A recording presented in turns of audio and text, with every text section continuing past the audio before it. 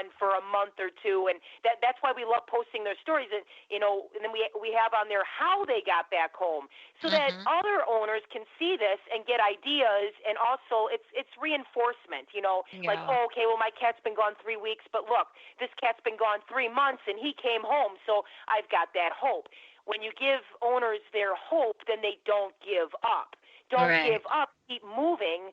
And chances more likely than not, the cat will come home. I mean, not every time, but most often than not, we hear happy endings. Yeah. And one thing I think that we need to talk about real quick is the finders of lost cats. I hear this a lot, and I'm sure you do too. When somebody finds a cat, and maybe when the cat went missing, it had a collar on, and when it's found, it doesn't. Or when the cat has gone missing, now it's, like this one was 4 miles from home. Well, it couldn't be there. Well, yes, it can. Things can happen. A cat's collar could have fallen off. It could have got snagged off, or it could have been found once, and whoever found it took it off. And then the cat got away from them. You have to keep an open mind. You have to think like anything of those things is possible, because we've already experienced it. So if we tell you that's possible, we're only telling you it because we've already dealt with it, Right, and you're right on that. When it comes to the collar thing, to me, maybe not everybody realizes it, but it's an easy explanation. Yes, the collar could have popped off. It could have tore off. Cats are Houdinis. They know how to get out of a lot of stuff. That could have snagged on a branch and they wiggled their way out. Somebody could, like you said, very, very well could have taken the collar off and the cat got away, or numerous reasons of why that is. That's why, like I said, even with our back home flyers, we love having those stories on there. My cat was found, how was it found, where it was found, especially for the ones who were found like 4 or 5 miles away. There, we just printed one. We just put one on our page. I think it was last week. There was one on there where the cat was found miles away. It hitchhiked. It got under a truck hood, and it was hitchhiked some miles away. And they found it, and they were reunited, thankfully. But see, that stuff does happen. That's another thing. Now we're in wintertime, especially for these northern states up here. I know you guys are probably a little bit warmer down by you guys, but I live up in the north up here. Now that the weather's gotten cold, before you start those engines, bang on your hood. Yeah. Cats like warm things, so they'll get up into those trucks and those cars because that engine is still warm. So we always say, bang on the hood, make sure, and that'll scare hopefully the cat out, before you turn on the car and take it for a ride. Right. And, we had a situation like you just said about the cat being miles away. We had one, I think it was earlier in 2019, that the cat was found 12 miles from home. And the only way it could have gotten there was to hitch a ride. And it was microchipped too. So that's how it got home. Now, had it not been microchipped, it wasn't looking too good. Who knows what would have happened to it, but thankfully it all worked out. So you got to keep an open mind. And I think we'd be remiss to not mention the importance of microchipping your cat and keeping that microchip up to date. There are so many cats that get brought into the shelters that have outdated information. And so the chip companies call the number, they leave a message, and guess what? It's not even the owner's phone number anymore. So you have to update your microchip. You just have to do it. It's just part of being a responsible pet owner. When we move or our numbers change, we always take time out and we change it with the post office, we change it with our doctor offices, our dentist offices, the kids' school, our jobs. We take time to do that. Our pets, responsible pet owners, they're part of the family. Please think of them. Put that information, get that information updated, because things happen. Pets escape, if they didn't, well, I wouldn't be volunteering with what I do. But things happen. Update that stuff. It's so much easier to get your pet back home. So, yes, we definitely stress the make sure you are updating your pet's information on that microchip. Definitely. Yeah. We had a recent case of an unregistered chip with a pet in one of the shelters, and by the time I got the owner information, because I didn't get the information that the chip was outdated until the cat had already been there for several days. By the time I got the information back, um, and found the owner, the cat was adopted out, which I think is terrible. I'm Yeah. really, really against that. If a cat is microchipped, they should have a longer stray hold, period.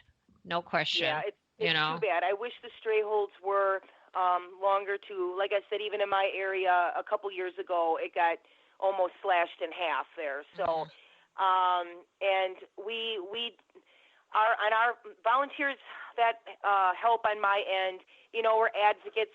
They wish the laws would change, that you'd make it more make it a more of a stray hold time.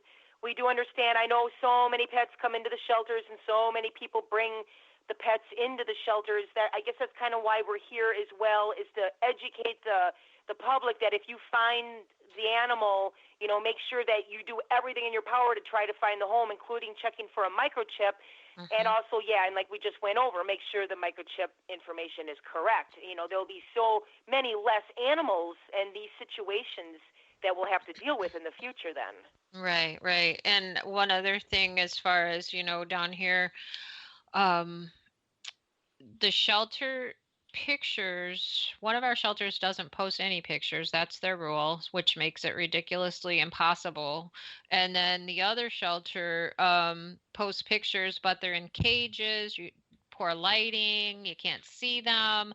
And so you have to go in person. You can't just call and say, "Hey, do you have my tabby cat there? It's got a V on its head," and you'll know it right away. No, they won't. You have to go in person and check if you think, because we only have a 3-day stray hold. 3 days is nothing, Right. It's not. nothing. Um, and here's a story maybe that will maybe giddy up people on doing just that, because we definitely tell people go in person. When I first became a volunteer with Lost Cats of Wisconsin, there was a woman that was looking for her cat. She had a picture of the cat and everything. She called around to the local shelters. No, I don't see that kind of cat here. I don't see that kind of cat here. So she actually went into person a little time later, and one of the workers there goes, oh, yeah, I think we did have that cat, and they had just put that cat down. Oh, That owner, it was a sad, sad story. So from that point forward, the ladies and I that I volunteer with, and everybody on our team here, you need to go in person. That was a yeah. sad, very sad story that we wished did not happen. We stress that. We tell people your cat descriptions vary with every person. A description, you're describing a cat, I could describe it slightly different. And the owner, in the owner's head, they're probably like, well, my cat might look different than that. Everybody's got a different type of description. It varies with each person. Like somebody could call it an orange tabby. Somebody might say, nah, it's more brownish. It's not really orange. You know what I'm saying? There's so Mhm. many different variables. So definitely go into all your local shelters and do it often, at least every other day, at least, and check out the cats that are in there for sure. So yes, Yeah. that really hit home I was right when I first became a volunteer, and that never left me. And now I always tell people you need to go in person, because they don't know, you don't know, they don't know, especially if they're not going to have pictures.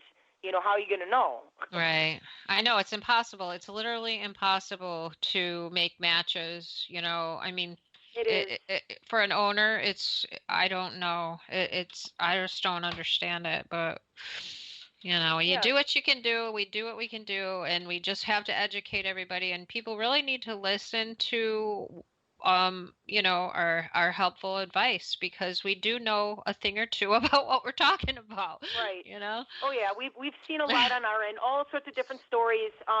If you go to any of the help pages, most of them anyway. I know the ones I volunteer on, we do, and I'm pretty sure a lot of the other ones do. They'll have the back home posters on there.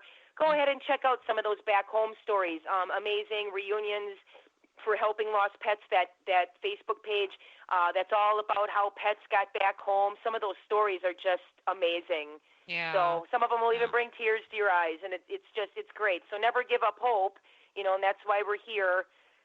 We keep going as long as that owner wants to keep going. We're here. We'll keep going. We can repost your flyer for as long as you want. There's a couple people in the back of my head that I can think of right now on a couple of the pages that we've been posting their lost cat flyer for the last year. One of them Yeah. was almost 3 years, and we'll keep regenerating, putting it out there for you, as long as it's more than just us posting it online. There's work that goes into it. I mean, you've lost your family member. You got to put the work in there to get out there and do the searching. And if you can, recruit your friends, people who are going to help you. Have them share that flyer online. Have them go around and help you pin the posters on those bulletin boards and stuff, and maybe help you talk with the neighbors. The more feet you got on the ground, the less work for you, right? So Yeah. Yeah.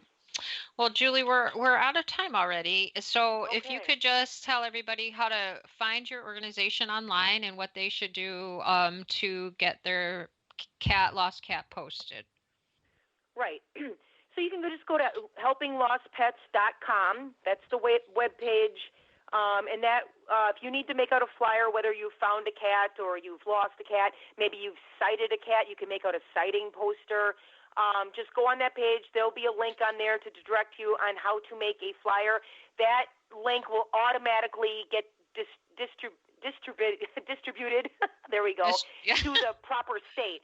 So if you're filling out, you're somebody from Ohio, it'll go to Lost Cats Ohio. If you're someone from Florida, it'll go to Lost Cats Florida. So it'll just automatically go, because we're all partnered. It'll just automatically go to the state that needs to post it. Okay.